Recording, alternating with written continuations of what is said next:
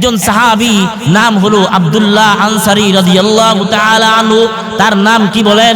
আব্দুল্লাহ আনসারী রাদিয়াল্লাহু তাআলা আনহু। তার শরীরের মধ্যে পরনের মধ্যে তেমন কোনো কাপড় থাকতো না। স্বামী স্ত্রী দুইজন মিলে একটা কাপড় পরিধান করত। স্বামী এই কাপড়টা পরে মসজিদে আসতো, মসজিদে আইসা নামাজ পড়ে সবার আগে মসজিদ থেকে বের হয়ে চলে যাইতো। মসজিদ থেকে বের হয়ে যখন চলে যায়, স্বামী স্ত্রী ওই কাপড়টা পরিধান করে সে আবার নামাজ আদায় করে।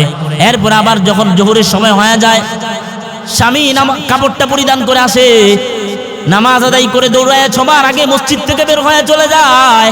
বের হয়ে চলে যাওয়ার পরে স্ত্রী ওই কাপড়টা পরিধান করে, তারপরে সে নামাজ আদায় করে।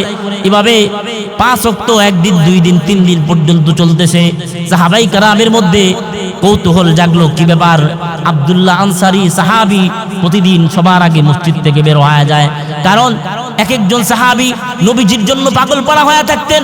নবীজির জন্য, নবীজি কখন কি বলবেন এটা শোনার জন্য তারা অধীর আগ্রহে বসে থাকতেন।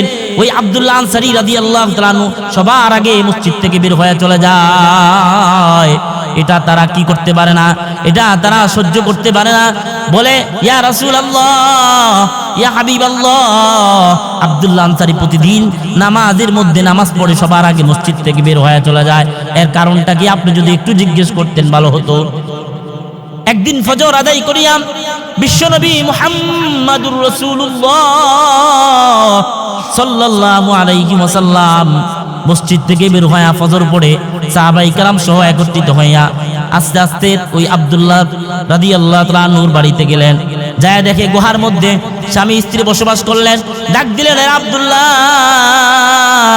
কোথায় আছো? বের হয়ে আসো। আব্দুল্লাহ তড়িৎ গতি করে তাড়াতাড়ি করে একটা কাপড় পেঁচায়া ওই গর্ত থেকে বের হয়ে চলে আসলো।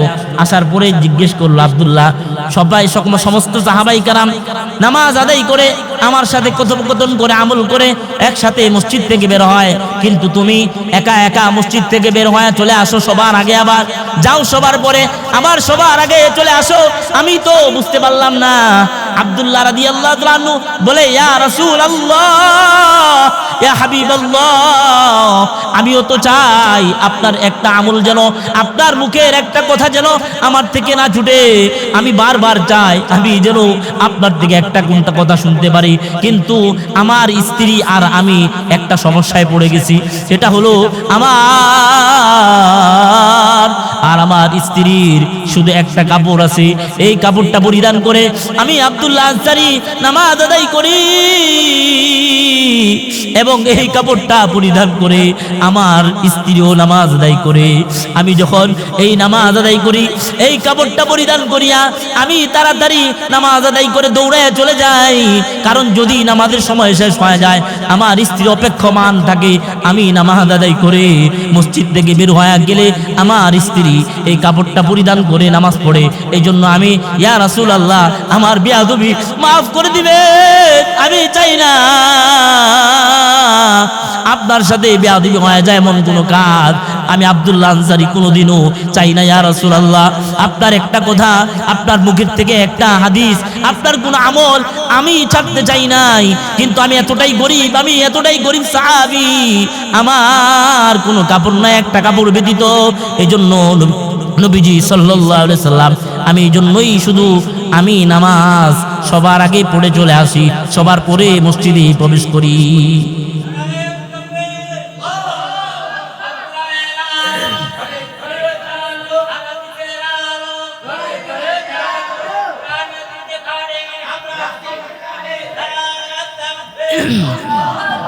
আলহামদুলিল্লাহি ওয়া কাফা ওয়া সালামুন আলা ইবাদিহিল্লাযীনা ইসতাফা। أما بعد فأعوذ بالله من الشيطان الرجيم. بسم الله الرحمن الرحيم. أقم الصلاة طرفي النهار وزلفا من الليل إن الحسنات يذهبن السيئات ذلك ذكرى للذاكرين. وقال النبي صلى الله عليه وسلم أول ما يحاسب به العبد ইয়াউমাল কিয়ামাতিস সালাম। मोहम्मद ने आकर कुफर को मिटाया, कुफर को मिटाकर सदाकत बताया। बलगल उलम बिकमालिही कशफत दुजा बिजमालिही हसनत जमीउ खिसालिही सल्लु अलैहि व आलिहि। আলহামদুলিল্লাহ, দীর্ঘ সময় পর্যন্ত আপনারা আজকে ইসলাহি মাহফিলে গুরুত্বপূর্ণ আলোচনা শুনতেছিলেন। একদম শেষ মুহূর্তে আমরা এসে গেছি। অল্প সময়ে আপনাদের সামনে গুরুত্বপূর্ণ একটি বিষয় নিয়ে আলোচনা করব। আল্লাহ তাআলা শুননেওয়ালা বলনেওয়ালা সবাইকে আমল করার তৌফিক দান করুন। সকলে পড়ে আমিন। আল্লাহ পাক রব্বুল আলামিন জিন এবং ইনসানকে দুনিয়ার মধ্যে পাঠিয়েছেন, তো তাদেরকে আল্লাহ তাআলা একটা কাজ দিয়েছেন। আল্লাহ বলেন, ওমা খলাকতুল জিন্না ওয়াল ইনসা ইল্লা লিয়াবুদুন, আমি জিন এবং ইনসানকে আমার ইবাদতের জন্য বানিয়েছি। 18,000 মখলুকাত আল্লাহ তাআলা বানিয়েছেন। কাউকে আল্লাহ বলেন নাই যে আমি তোমাদেরকে আমার ইবাদতের জন্য বানিয়েছি, কিন্তু মানুষকে আর জিনকে আল্লাহ তাআলা বলেছেন আমি তোমাদেরকে ইবাদতের জন্য বানিয়েছি। সুতরাং মানুষকে বুঝতে হবে, অনুধাবন করতে হবে, চিন্তা করতে হবে, ফিকির করতে হবে আমি আসলে কি জন্য দুনিয়ার মধ্যে আসলাম। একজন ফসল যিনি ফলায় সে চিন্তা করে আমি ফসল যদি ফলাইতে হয় তাইলে পরিপূর্ণভাবে আমাকে শ্রম দিতে হবে, মেহনত করতে হবে, তাইলে আমি ফসল সুন্দরভাবে ঘরে নিতে পারবো। আর যদি আমি সুন্দরভাবে ফসল না ফলাই, আমি যদি আশা করে বসে থাকি আমি ধান লাগায় আসলাম 3 মাস পরে যায় নিয়ে আসবো, তাইলে তার থেকে ফসল সুন্দরভাবে আপনি পাবেন পর্যাপ্ত পরিমাণ যতটুকু আশা করেছিলেন ততটুকু আপনি পাবেন না, কারণ আপনার চেষ্টা মেহনত ছিল না। আল্লাহ পাক রব্বুল আলামিন বলেন, আমি মুমিনকে বানিয়েছি আমার ইবাদত করার জন্য, আমার দাসত্ব করার জন্য, আমার গোলামি করার জন্য। বিনিময়ে আমি আল্লাহ তাআলা তাকে দিব জান্নাত। বান্দা যখন দুনিয়ায় আমল করবে, নামাজ পড়বে, আল্লাহর ইবাদত করবে, আল্লাহ তাকে জান্নাত দিয়া দিবেন। দুনিয়ার মানুষ যখন একটা পুরস্কারের কথা শুনে পাগলপাড়া হয়ে যায়, আমাকে পুরস্কারে পুরস্কৃত করবে, দৌড়ায় দৌড়ায় চলে যায় আমাকে পুরস্কার দিবে, সে দৌড়ায় যায় পুরস্কার দেওয়ার জন্য, পাগলপাড়া হয়ে যায়। সামান্য একটা কলম পুরস্কার পাবে, সামান্য 1,000 2,000 টাকা পুরস্কার পাবে, এর বেশি কিছু না। হয়তো 10,000 টাকা পেয়ে যাবে, 40,000 টাকা পেয়ে যাবে, 50,000 টাকা পাবে, এর চাইতে আর বেশি কিছু না। আল্লাহ বলেন, এত কিছু আমি তোমাদেরকে দিলাম, যেই পুরস্কারটা হলো জান্নাত, যেই জান্নাতের বিনিময় পৃথিবীর কোনো দুনিয়ার পুরস্কারের সাথে সমতুল্য করা যায় না। কথা বলেন ঠিক কিনা? আল্লাহ তাআলার পুরস্কার এটা দুনিয়ার কোনো পুরস্কারের সাথে সমতুল্য করা যায় না, মূল্যায়ন করা যায় না, কারণ আল্লাহর পুরস্কার, আল্লাহ যেমন শ্রেষ্ঠ তার পুরস্কারটা হবে শ্রেষ্ঠ। আল্লাহ যেমন বড় তার পুরস্কারটা হবে বড়। তো আল্লাহ আমাদেরকে বানিয়েছেন আল্লাহর ইবাদতের জন্য। আমি আল্লাহর ইবাদত পর্যাপ্ত পরিমাণে করতে হবে, আমার জীবনে সর্বোচ্চ দিয়ে আমি আল্লাহ তাআলার ইবাদত করতে হবে। আল্লাহ বলেন, তুমি যখন বালেগ হয়েছো, সকাল থেকে সন্ধ্যা পর্যন্ত তুমি 3 বেলা খাইবা, এটা তোমার জন্য, তোমার শরীরের শক্তি সঞ্চয়ের জন্য তুমি এটা করবা। আর তোমার কলবের খাবার একটা আছে, সেটা হলো আল্লাহ তাআলার পক্ষ থেকে 5 ওয়াক্ত নামাজ আপনাকে আমাকে দান করেছেন। ভাইরা আমার, এই 5 ওয়াক্ত নামাজ যদি আমরা সুন্দরভাবে আদায় করি, তাইলে আমার আপনার কলব পরিষ্কার থাকবে, স্বচ্ছ থাকবে, কলবের খাবার ডুববে। কলবের খাবার কি জিনিস? 5 ওয়াক্ত নামাজ, আল্লাহর জিকির, তাসবিহ, তাহলিল, এগুলো আল্লাহ তাআলার পক্ষ থেকে আমার কলবের খাবার। আপনি 3 বেলা খাবার না খাইলে আপনার চেহারার দিকে তাকানো যায় না। আপনার খিদা লেগেছে, আপনার চেহারাটা মলিন হয়ে যায়। যদি আপনি খাবার না পান তাই আপনি কষ্ট পান। আপনার খাবার না খাইলে শরীরের মধ্যে শক্তি থাকে না। একজন মানুষ যখন তিলমেলা খায়, বিকালবেলা হাঁটতে বের হয়েছে, হাঁটতেছে একজন মানুষ তাকায় বলে, ভাই আপনি এইভাবে হাঁটতেছেন কেন? বলে ভাই আমি তো আজকে সারাদিন 3 বেলা খাবার আমার জুটে নাই, এজন্য আমার শরীরের শারীরিক অবস্থা ভালো না, শরীরে তেমন কোনো শক্তি নাই, এজন্য আমি হাঁটতে পারতেছি না। এজন্য সে হাঁটতে পারে না, তার শক্তি নাই। একজন মুমিনের ইমানদারি সচ্ছলতা থাকবে যখন সে 5 ওয়াক্ত নামাজ সুন্দরভাবে আদায় করবে। আল্লাহ তাআলা বলেন, বান্দারে আকিমিস সালাহ, নামাজ আদায় করো, নামাজ প্রতিষ্ঠা করো। নামাজ নিজে প্রতিষ্ঠা করতে হবে, নিজে আদায় করতে হবে 1 নম্বরে। 2 নম্বরে নিজের সন্তানাদেরকে নামাজের কথা বলতে হবে। 3 নম্বরে নিজের পরিবারকে, নিজের আত্মীয় স্বজনদেরকে নামাজের কথা বলতে হবে। এই জন্য ভাইয়েরা আমার, আমরা সদা সর্বদা আল্লাহ যখন যেই হুকুম আমাদেরকে করবেন, আল্লাহর হুকুমের তাবেদারি, গোলামি, দাসত্ব করতে হবে। অন্যথায় কিন্তু আমরা আখিরাতে আল্লাহর দরবারে ধরা খেয়ে যাব। 5 ওয়াক্ত নামাজ এটা মুমিনের আত্মবশ্যকীয় বিষয়, সে 5 ওয়াক্ত নামাজ পড়বে। ওয়াকিমিস সালাহ, 5 ওয়াক্ত নামাজ মুমিনকে আদায় করতে আল্লাহ বলেছেন, দুনিয়ার কোনো মানুষ বলে নাই। আল্লাহ বলেন ওয়াকিমুস সালাতা ওয়া আতুজ যাকাতা ওয়ারকাউ মার রাকিঈন। অন্যত্র আল্লাহ বলেন ওয়াকিমুস সালাতা ওয়া আতুজ যাকাত। আল্লাহ তাআলা অন্য জায়গায় বলেন ওয়াকিমুস সালাতা ওয়া আতুজ যাকাত। এভাবে আল্লাহ 1 বার না, 2 বার না, 3 বার না, কোরআন শরীফের মধ্যে আল্লাহ তাআলা 83 জায়গায় আল্লাহ তাআলা শুধু নামাজের কথা বলেছেন, যে বান্দা নামাজ পড়ো, নামাজ প্রতিষ্ঠা করো, নামাজ আদায় করো, নামাজ প্রতিষ্ঠা করো, নামাজ আদায় করো, নামাজ প্রতিষ্ঠা করো। আল্লাহ তাআলা বারবার 1 বার 2 বার না, 83 জায়গায় কোরআনুল কারীমের মধ্যে আল্লাহ নামাজ পড়ার কথা বলেছেন। এজন্য ভাইয়েরা আমার, আসুন আমরা 5 ওয়াক্ত নামাজ পড়বো। আল্লাহ তাআলা কোরআনুল কারীমের অসংখ্য জায়গায় নামাজের কথা বলেছেন, সাধারণ কোনো বিষয় না। আল্লাহ তাআলা নামাজের কথা এত গুরুত্ব কেন দিলেন? কারণ আল্লাহ তাআলা বলে দিয়েছেন যে আমি সর্বপ্রথম নামাজের হিসাব নিব। বিশ্বনবী মুহাম্মদুর রাসূলুল্লাহ সাল্লাল্লাহু আলাইহি ওয়াসাল্লাম জানায় দেন, আউয়ালু মা ইউহাসাবু বিহিল আবদু ইয়াউমাল কিয়ামাতিস সালাহ। জোরে জোরে বলেন আল্লাহু আকবার, আরো জোরে বলেন আল্লাহু আকবার। আল্লাহ বলেন নামাজ পড়তে হবে, নবী বলেন নামাজ পড়তে হবে। সুতরাং আমার কোনো স্বাধীনতা নাই, আমার কোনো দাসত্ব নাই, আমার কোনো ব্যক্তি স্বাধীনতা নাই। কারণ আল্লাহর হুকুম যেখানে এসে গেছে, আমি আর বসে থাকতে পারি না, আমি ফজরে ঘুমায় থাকতে পারি না।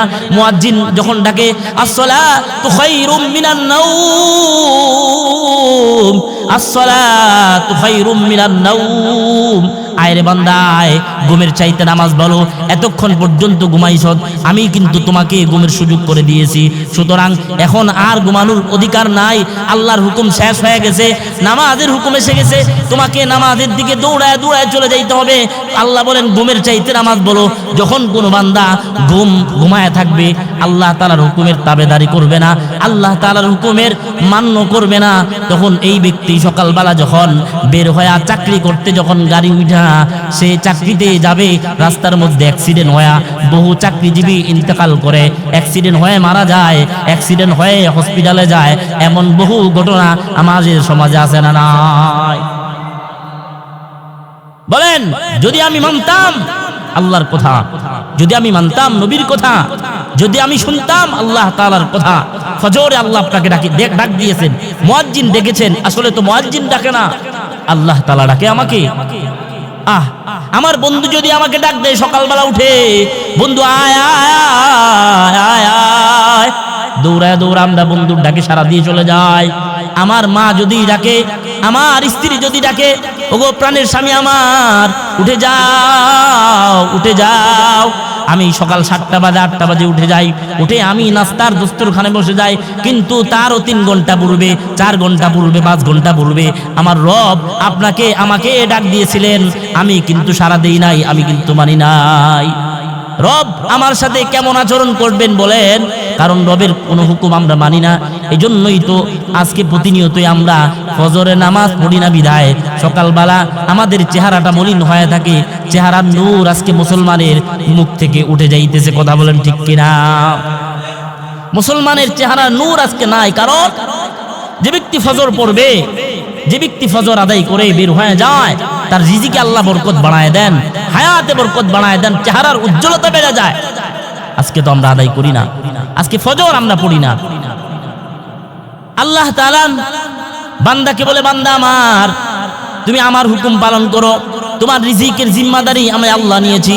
5 ওয়াক্ত নামাজ তুমি আদায় করো। আমি আল্লাহ তাআলা তোমার 5 ওয়াক্ত নামাজের পরে যাহা কিছু প্রয়োজন আমি আল্লাহ তাআলা তোমার সকল সমস্যা সমাধান করে দিব। যেই ব্যক্তি 5 ওয়াক্ত নামাজ পড়বে আল্লাহ তাআলা তাকে 5টা পুরস্কারে পুরস্কৃত করবেন। কয় পুরস্কার বলেন? 5 পুরস্কার। আরো জোরে বলেন, কয়টা পুরস্কার?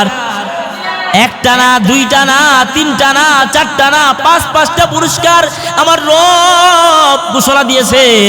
বান্দা তুমি নামাজ আদায় করো, 1 নাম্বার আমার রিজিকের মধ্যে বরকত বাড়ায় দিবেন কে? 2 নাম্বারে আল্লাহ তাআলা বলেন, বান্দা তুমি নামাজ আদায় করো, তাইলে আমি তোমার আমলনামা ডান হাতে দিয়ে দিব। সুবহানাল্লাহ জোরে বলেন, আরো জোরে বলেন সুবহানাল্লাহ।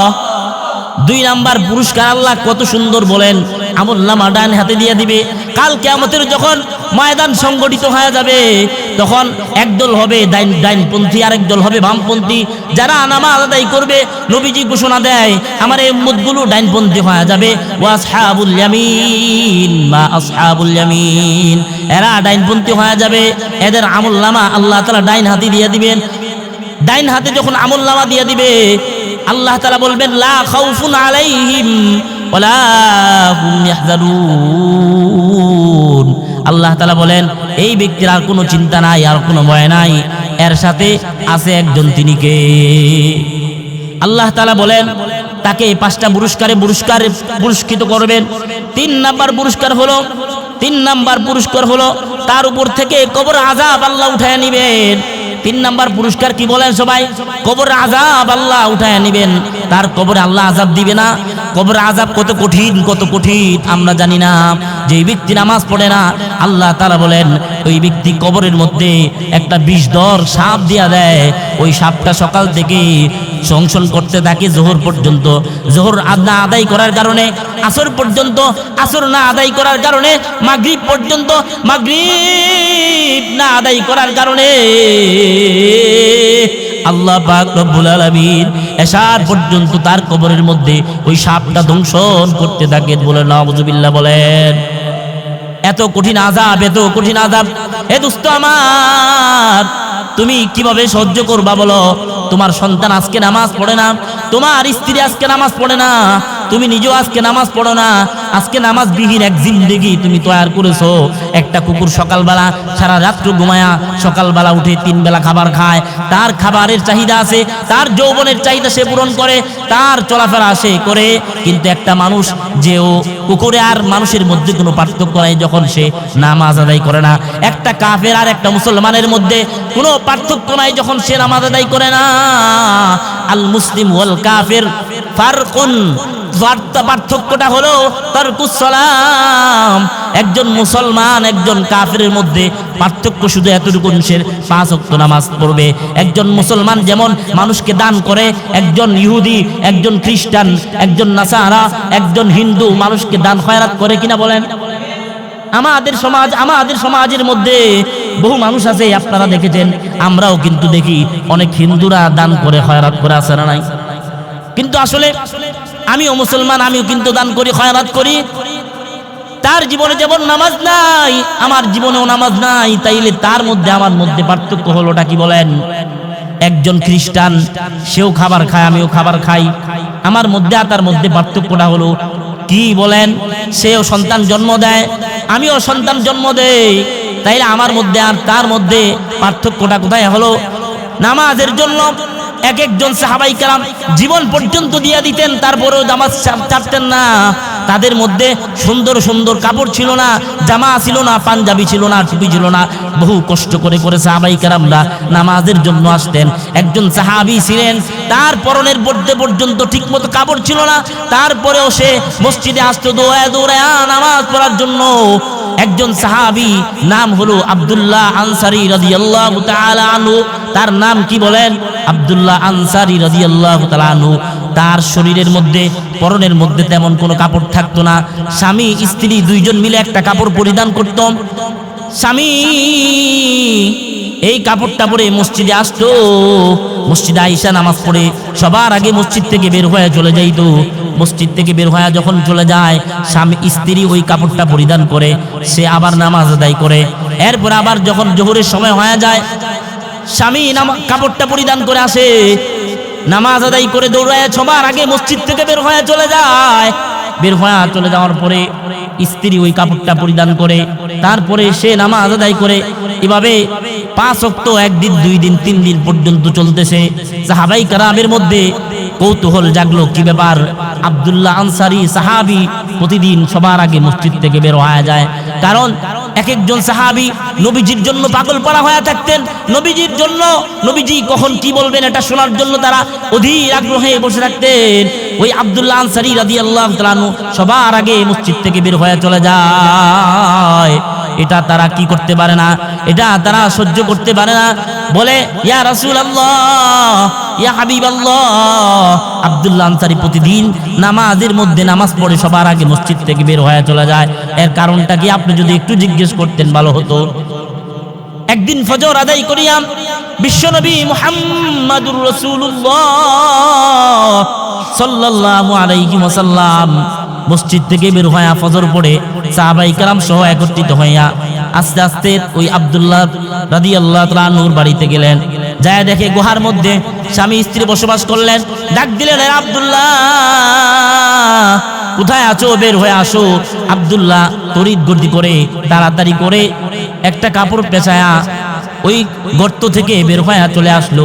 আসার পরে জিজ্ঞেস করলো আব্দুল্লাহ, সবাই সমস্ত সাহাবাই কেরাম নামাজ আদায় করে আমার সাথে কথোপকথন করে আমল করে একসাথে মসজিদ থেকে বের হয়, কিন্তু তুমি একা একা মসজিদ থেকে বের হয়ে চলে আসো সবার আগে, আবার যাও সবার পরে আবার সবার আগে চলে আসো। আমি তো বুঝতে পারলাম না। আব্দুল্লাহ রাদিয়াল্লাহু তাআলা আনহু বলে, ইয়া রাসূলুল্লাহ, ইয়া হাবিবাল্লাহ, আমিও তো চাই আপনার একটা আমল যেন, আপনার মুখের একটা কথা যেন আমার থেকে না ছুটে। আমি বারবার চাই আমি যেন আপনার থেকে একটা কোনটা কথা শুনতে পারি, কিন্তু আমার স্ত্রী আর আমি একটা সমস্যায় পড়ে গেছি। সেটা হলো আমার স্ত্রীর শুধু একটা কাপড় আছে, এই কাপড়টা পরিধান করে আমি আব্দুল্লাহ আনসারী নামাজ আদায় করি, এবং এই কাপড়টা পরিধান করে আমার স্ত্রীও নামাজ আদায় করে। আমি যখন এই নামাজ আদায় করি, এই কাপড়টা পরিধান করিয়া আমি তাড়াতাড়ি নামাজ আদায় করে দৌড়ায় চলে যাই, কারণ যদি নামাজের সময় শেষ হয়ে যায় আমার স্ত্রী অপেক্ষমান থাকে। আমি নামাজ আদায় করে মসজিদ থেকে বের হয়ে গেলে আমার স্ত্রী এই কাপড়টা পরিধান করে নামাজ পড়ে। এই জন্য আমি, ইয়া রাসূলুল্লাহ, আমার বেয়াদবি মাফ করে দিবে। আমি চাই না আপনার সাথে বেয়াদবি হয়ে যায় এমন কোনো কাজ আমি আব্দুল্লাহ আনসারী কোনোদিনও চাই না। ইয়া রাসূলুল্লাহ, আপনার একটা কথা, আপনার মুখের থেকে একটা হাদিস, আপনার কোনো আমল আমি ছাড়তে চাই নাই, কিন্তু আমি এতটাই গরিব সাহাবী, আমার কোনো কাপড় নাই, একটা কাপড় ব্যতীত। এই জন্য নবীজি সাল্লাল্লাহু আলাইহি সাল্লাম, আমি এই জন্যই শুধু আমি নামাজ সবার আগে পড়ে চলে আসি, সবার পরে মসজিদে প্রবেশ করি।